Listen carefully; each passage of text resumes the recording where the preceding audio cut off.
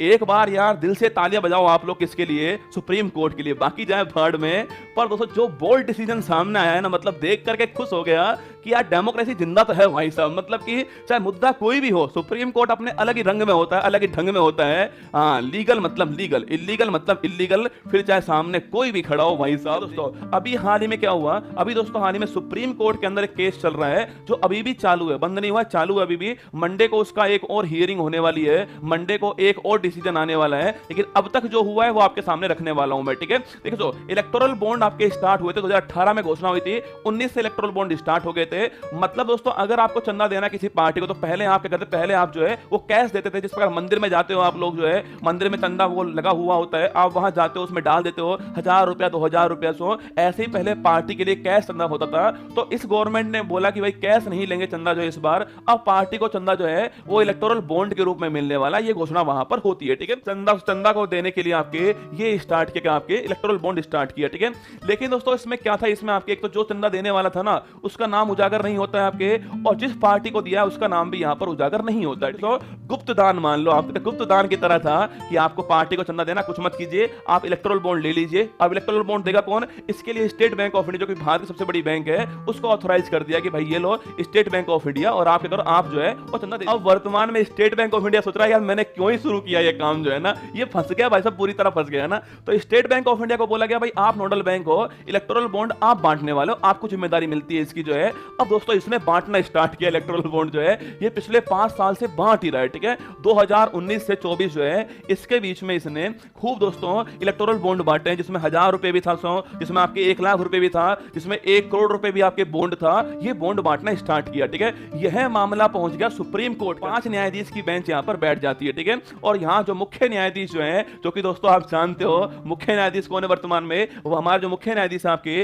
Chief justice of India जो है आपके चंद्रचूड़ जी जो है, वो यहां पर इसके अध्यक्षता करते हैं, ठीक है। अब सबसे पहले ये बोलते हैं कौन, आपके जो 5 न्यायाधीश की बेंच बोलती है कि इलेक्टोरल बॉन्ड जो है वो असंवैधानिक है। सुना खोपड़ी में सवाल आ रहा होगा कि सर ये असंवैधानिक क्यों है। सुप्रीम कोर्ट ने बोला कि हमने आपके जनता को बोला है कि आपके पास में आरटीआई है, राइट टू इंफॉर्मेशन आपके पास में, सूचना पाने का अधिकार आपके पास में है, तो फिर यहां पर दोस्तों यहां पर तो ये लागू ही नहीं हो रहा। तो सुप्रीम कोर्ट ने बोला कि भाई आर्टिकल जो 19 है, आर्टिकल जो 19 बने आपके, आर्टिकल जो 19 छापना, इसमें लिखा हुआ है कि आपके पास में जो अभिव्यक्ति है उसकी स्वतंत्रता आपके पास में है, और इसके अलावा जो है आपके पास आरटीआई एक्ट है, मतलब कि सूचना लेने का अधिकार आपके पास में है। तो इस बेस पे क्या हुआ, इस बेस पे जो है इसको एंड कर दिया, ठीक है। चलो कोई बात नहीं, चुनावी बॉन्ड से एंड हो गया। तो एसबीआई ने बोला कोई बात नहीं, एंड हो जाने दो, अपना काम तो हो ही गया, ठीक है। फिर सुप्रीम कोर्ट ने बोला स्टेट बैंक ऑफ इंडिया से आप ऐसा करना, आप अगले 26 दिनों के अंदर, क्या बोल रहे हैं सुप्रीम कोर्ट जी, बोल रहे हैं आप ऐसा करना,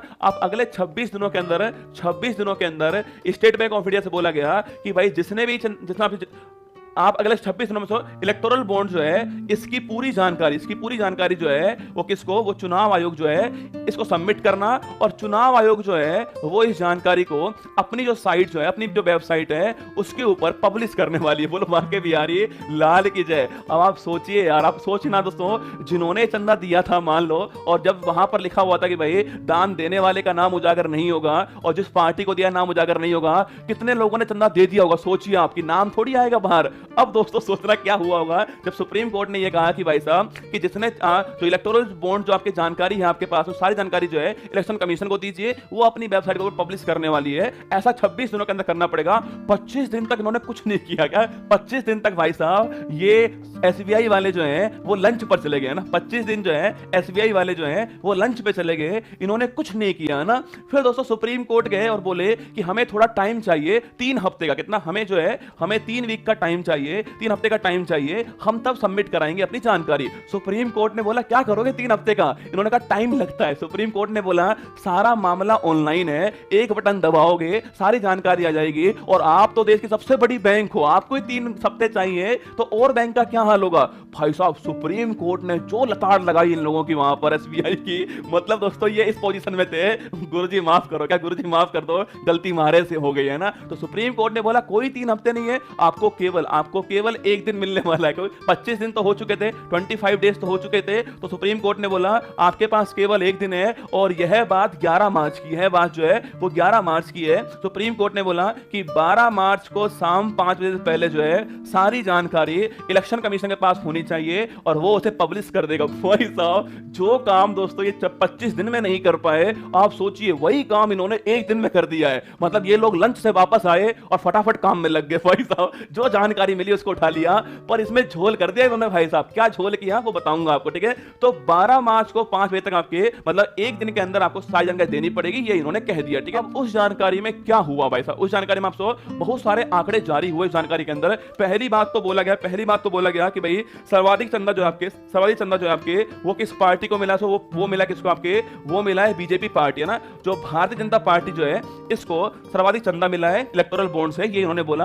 और ये पिछले 5 साल के आंकड़े है ना, ये है 19 से 24 के आंकड़े, पिछले 5 साल के आंकड़े हैं कि जो भारतीय जनता पार्टी जो है इसको सर्वाधिक चंदा मिला है। मतलब दोस्तों कुल जो चंदा मिला है ना, कुल जो पैसा है इलेक्टोरल बॉन्ड से, उसका लगभग 47.5% जो है अकेले इसके पास में है, ठीक है ना। लगभग 47.5% जो पैसा है वो अकेले इस पार्टी के पास में है और लगभग 6060 करोड़। भाई साहब, इसमें जीरो कितनी होंगी बेटा बताओ आप, है ना। इसमें जीरो कितनी होंगी, 6060 करोड़। यहां कोई 2 रुपए नहीं देता भाई साहब, 6060 करोड़ रुपए देंगे दिया है बीजेपी पार्टी को। पहले नंबर पर यह पार्टी रही है और 47.5% जो है इतना चंदा इसके पास में, कुल का जो है इतना इसके पास में है, ठीक है। और सेकंड नंबर पता किसका है, सेकंड नंबर जो कह रही थी ना भाई मैं बहुत गरीब हूं, है ना। हाँ, जिनका दोस्तों आप याद की, जिनको पार्टी का नाम आप मैंने लिखाया था आपको कि भारत के सबसे गरीब मुख्यमंत्री कौन है, वो है ममता बनर्जी, आपको याद है। उन पार्टी को आया सेकंड नंबर पर, ठीक है।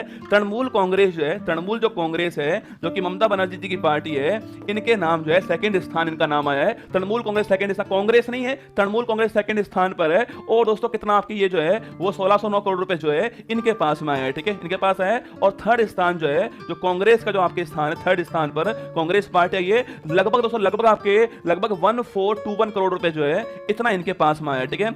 मतलब दोस्तों जितना कांग्रेस पार्टी के पास चंदा आया है ना, उतना चंदा तो एक कंपनी ने दे दिया है ना। अभी किसको दिया वो नाम उजागर नहीं हुआ है, बताऊंगा ना, ठीक है। तो ये टॉप 3 आपके जो दल है वो आपके सामने यहाँ पर है, इनको चंदा प्राप्त हुआ है। अब मुद्दा यह है कि भाई सबसे अधिक चंदा देने वाला भारत में किस कंपनी को सर्वाधिक चंदा प्राप्त देने वाली कंपनी, ये कंपनी है आपकी जिसका नाम है future gamings and hotel services नाम है। सो इस कंपनी ने सर्वाधिक चंदा दिया, ये भी आपको ध्यान रखना है, ठीक है। और इस कंपनी ने आपके मात्र 1368 करोड़ रुपए चंदा दिया है, ठीक है। मात्र 1368 करोड़ रुपए जो है वो चंदा दिया इन्होंने, इस कंपनी ने आपके बॉन्ड में दिया है, ये आपको ध्यान रखना है, ठीक है। तो पहले स्थान पे एक कंपनी आ चुकी है future gaming and hotel services. इस कंपनी का मुख्यालय भाई साहब इत्तू सा मुख्यालय, इसका इत्तू सा मुख्यालय इस कंपनी का। और चंदा देने वाली कंपनी कितनी है, 1368 करोड़ रुपए चंदा दिया है। गजब कर दिया भाई साहब, खेला कर दिया इसने जो है, इतना चंदा इनके पास में आ चुका है, ठीक है।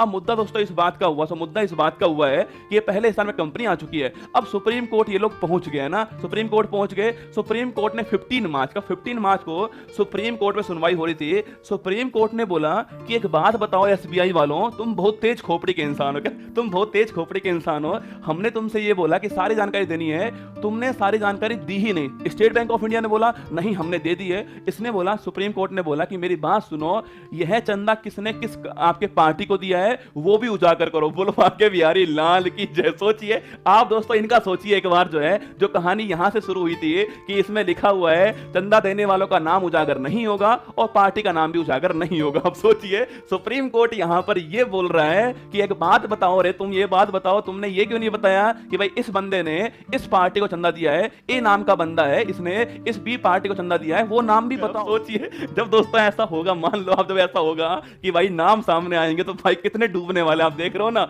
और तेरे पास इतना पैसा था क्या, तो नाम डूबने वाले हैं। क्योंकि दोस्तों एसबीआई ने क्या करा, एसबीआई ने आपके, आप बोलोगे सर एसबीआई ने ऐसा झोल को किया आपके, क्योंकि दोस्तों एसबीआई ने आपके जो मान लो ये क्या है, मान लो ये इलेक्टोरल बॉन्ड है, मान लो इलेक्टोरल बॉन्ड है, जो किसी ने भी चंदा दिया होगा तो उसके बदले में उसको ये मिला होगा। यहां दोस्तों यहां पर एक कोड लिखा होता है, उसको ये लोग बोलते हैं, उसको नाम दिया इन्होंने आपके कि ये अल्फा न्यूमेरिक नंबर है। क्या है ये, एक अल्फा, यहां पर एक अल्फा न्यूमेरिक नंबर लिखा होता है, यहां पर एक अल्फा न्यूमेरिक नंबर लिखा होता है। बस स्टेट बैंक ऑफ इंडिया जो है ना, उसने इस नंबर को नहीं दिखाया। क्या स्टेट बैंक ऑफ इंडिया जो है उसने इस नंबर को नहीं दिखाया, उसने ये वाली जानकारी खा गई। और इसी में लिखा होता है कि भाई यह चंदा जो है आपके वो किस पार्टी को गया है वो यहाँ पर लिखा होता है, और कितना गया है वो इस कोड के अंदर था। तो सुप्रीम कोर्ट ने बोला है कि ये जवाब दो आप मुझे कि यह काम आपने क्यों नहीं किया है। अब सुप्रीम कोर्ट जो अगली जो डेट दी आपके वो दिए 18 मार्च, इस तारीख को सुनवाई करने वाली है और स्टेट बैंक ऑफ इंडिया जो है वो अपना जवाब देने वाली है। अब देखते हैं होता क्या है, अब देखते हैं होता क्या है। अगर नाम दोस्तों एक बार बाहर आ जाए ना भाई साहब, मौज हो जाए, क्या